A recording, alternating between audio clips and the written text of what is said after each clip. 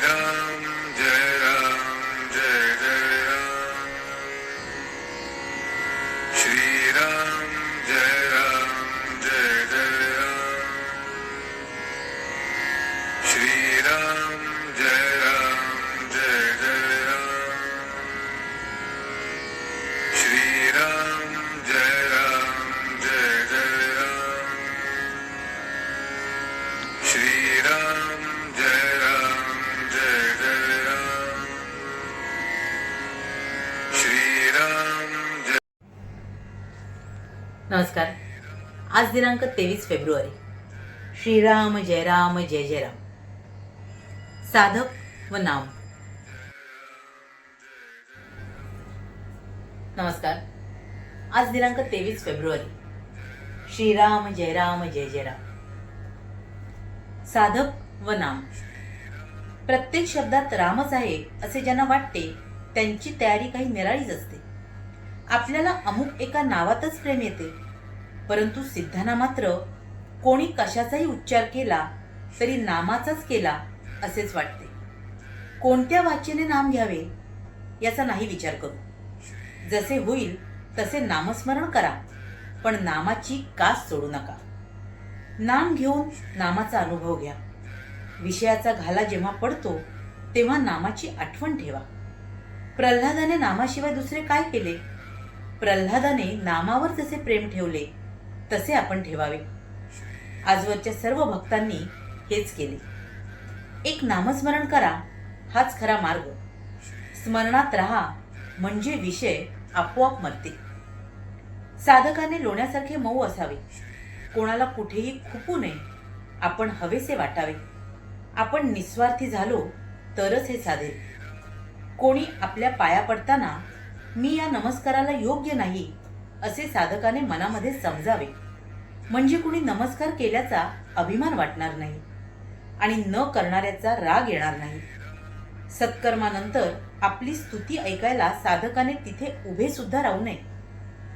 भगवंत ज्याला हवा आहे त्याने असे समजावे की आपण आता कुस्तीच्या हौद्यात उतरलो आहोत। अंगाला माती लागेल म्हणून आता घाबरून चालायचे नाही।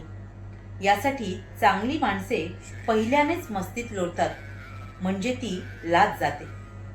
भगवंताच्या प्राप्तीचे दोन मार्ग आहेत। एक मार्ग म्हणजे आजपर्यंत सर्व त्याच्या इच्छेने घडून आले, माझे जे सर्व आहे ते त्याचेच आहे, त्याचे तो पाहून घेईल।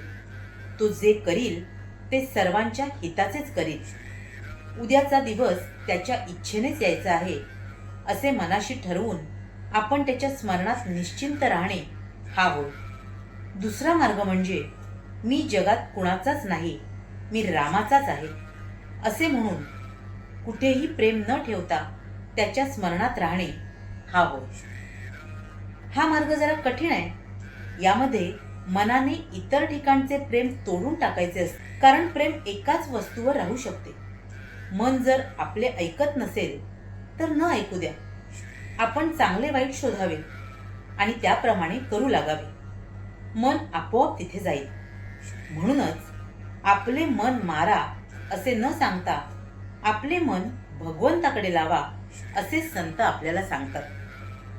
हेच माझे सर्वस्व आहे असे नामात प्रेम असावे। श्रीराम जय राम जय जय राम। महाराज इथे आपल्याला साधक आणि नाम यांच्याविषयी सांगतायत।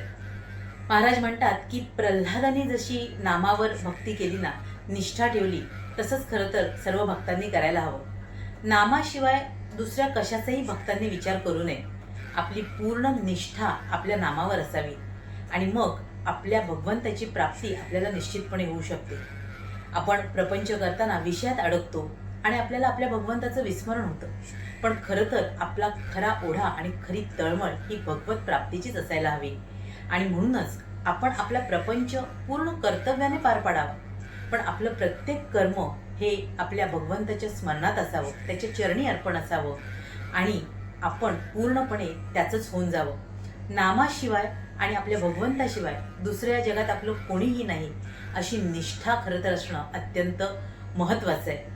आणि म्हणूनच आपल्या गुरुने दिलेलं नाम आपण तळमळीने आणि निष्ठेने घ्यावं आणि आयुष्यात आनंदाची आणि समाधानाची प्राप्ती करून घ्यावी. तुम्हा साऱ्यांसाठीच खूप सारी गुरु ब्लेसिंग्स. श्री स्वामी समर्थ. जय गुरुदेव.